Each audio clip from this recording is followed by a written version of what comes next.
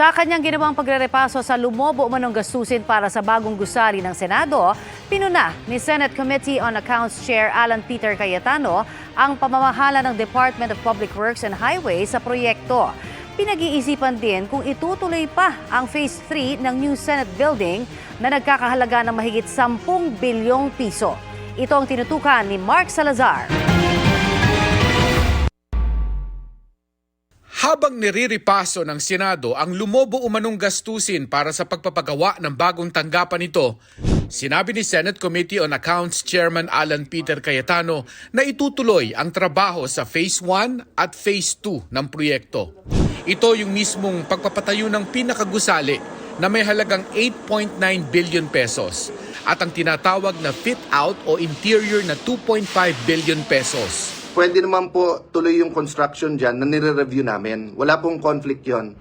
Pero may question pa raw sila sa Phase 3. Ayon sa budget overview na inilabas ni Cayetano kanina, may 10.33 billion na aprobadong budget para sa finishing touches, gaya ng security at IT system, safety and management building, pati ng mga furniture at equipment.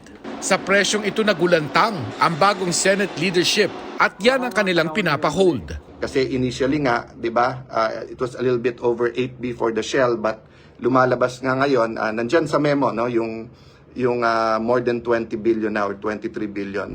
Wala pa umanong nakikitang anomalya si Cayetano sa puntong ito. Pero sa report ni Cayetano kay Senate President Chis Escudero, kabilang sa pinunan niya ang 833 million pesos na dagdag gastos dahil sa mga hindi nasunod sa plano.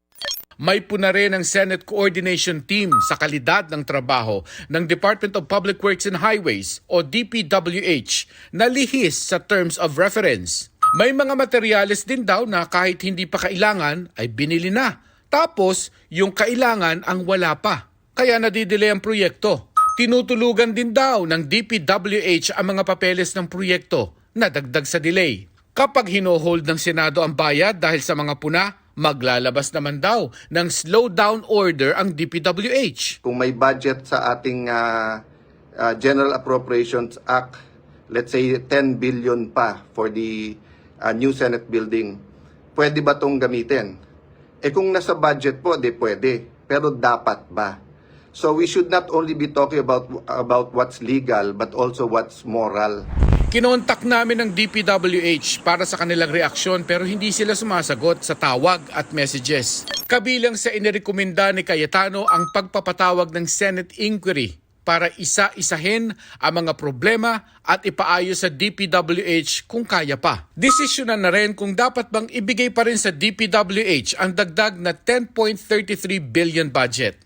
At pagkuha ng third-party construction management team na magbabantay sa kalidad ng trabaho at panukala kung paano mapapababa ang budget ng proyekto. The goal is to have the best functional, iconic Senate building that will be a symbol of our democratic process of the will of the Filipino people, no?